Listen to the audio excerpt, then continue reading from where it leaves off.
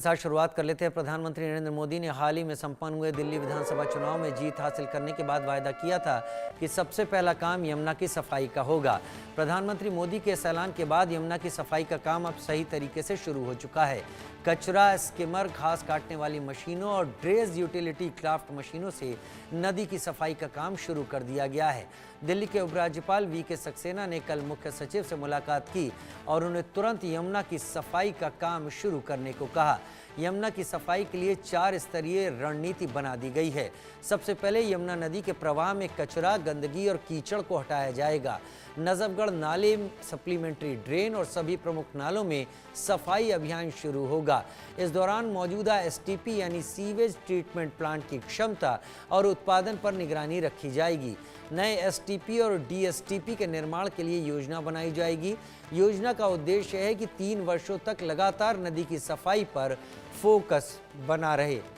तो ये तस्वीरें अब यमुना नदी के किनारे और उसके बीच में से नजर आने लगी हैं, जहां पर गंदगी को अब छाना जाना शुरू कर दिया गया है, निकालना शुरू कर दिया गया है। लेकिन इसके साथ एसटीपी यानी सीवेज ट्रीटमेंट प्लांट का काम करना और पूरी ताकत के साथ काम करना बहुत ज़रूरी है, क्योंकि तभी गंदगी यमुना में नहीं जाएगी, ट्रीटमेंट वाला पानी ही यमुना में जाएगा और उससे यमुना स्वच्छ हो जाएगी। लाइव हमारे संवाददाता बहुत जल्द हमारे साथ जुड़ने वाले हैं। यमुना की सफाई के लिए 4 स्तरीय रणनीति बना ली गई है। यमुना नदी से कचरा, गंदगी, कीचड़ हटाने का काम शुरू। प्रधानमंत्री मोदी ने दिल्ली में जो वायदा किया उस पर काम शुरू हो गया। जोर शोर से यमुना की सफाई का काम शुरू हो गया। यमुना की सफाई के लिए 4 स्तरीय रणनीति, हमारे संवाददाता बहुत जल्द हमारे साथ जुड़ने वाले हैं।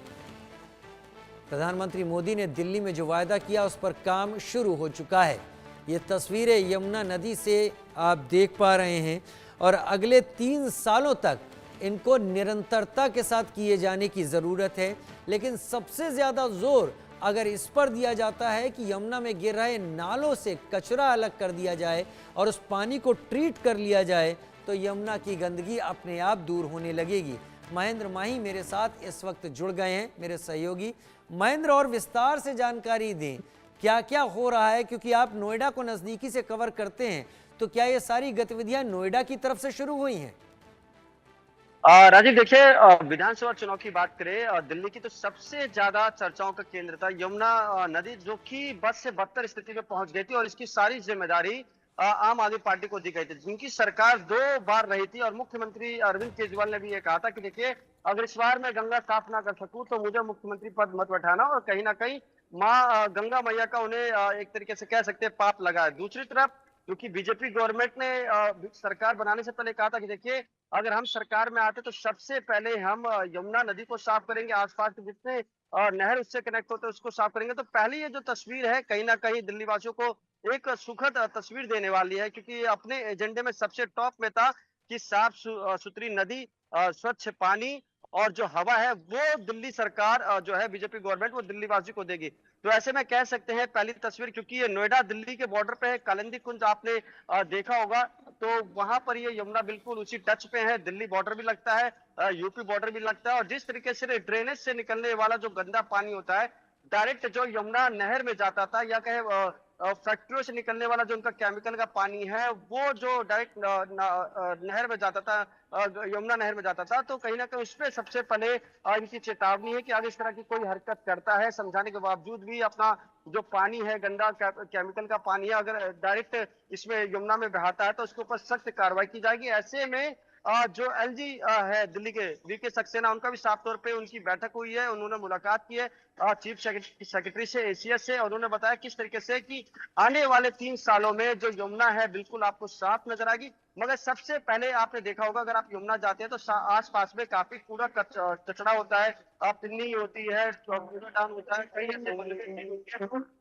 डायरेक्ट फेंका जाता है। तो सबसे पहले उसकी सफाई की जाएगी। नोएडा से लेकर दिल्ली और दिल्ली से लेकर फरीदाबाद, हरियाणा तक की जहां से कनेक्टिविटी होती है, वहां तक मॉनिटरिंग की जाएगी, क्योंकि 3 साल का समय मांगा है। और 3 साल का समय, सच बताऊं, यमुना साफ करने के लिए कम भी है, ज्यादा भी है। अगर नीयत सही रही, सरकारी अधिकारी है वो रातों रात लगे रहे, मॉनिटरिंग करते रहे, तो मुझे लगता है 3 साल से पहले ही यमुना साफ आपको नजर आएगी। और आने वाले जो छठ पूजा यानी कि दिवाली के बाद जो छठ पूजा लोग मनाते हैं, जो कि पूर्वांचल का ही नहीं बल्कि पूरे देश का अब सबसे ज्यादा मनाने वाला पर्व हो चुका है, वो वहां आस्था की डुबकी लगाएंगे और उस वक्त कहेंगे कि हाँ, अब जो यमुना है साफ हो चुकी है। उनके डुबकी लगाने से ना वो बीमार पड़ेंगे और ना ही इस पे कोई पॉलिटिक्स होगी, क्योंकि हमने लगातार देखा पिछले 1 सालों से जो यमुना को लेकर बार बार पॉलिटिक्स बहुत ज्यादा गर्माती थी, चाहे वो कांग्रेस की बात करें, चाहे बीजेपी की बात करें या आम आदमी पार्टी की बात करें, जिनकी 2 बार सरकार रही दिल्ली में। मगर इस बार ये जो तस्वीर पहली तस्वीर आई है, क्योंकि नोएडा के बिल्कुल टच में है या बॉर्डर में है,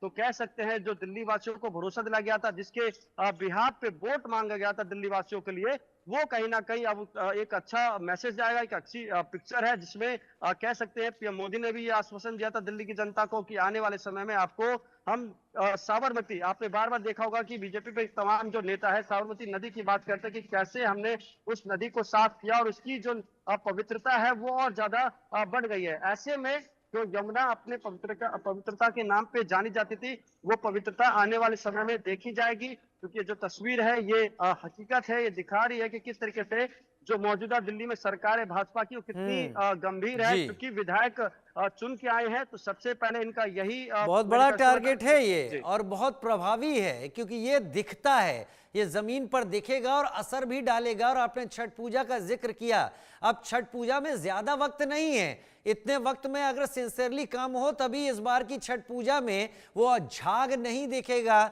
नहीं तो एक बार फिर तमाशा अब जो विपक्षी पार्टी आम आदमी पार्टी जरूर सामने रखेगी। छठ पूजा का इंतजार उसे भी होगा। बहुत धन्यवाद महेंद्र माई मेरे साथ जुड़ने के लिए, जानकारी के साथ आपका।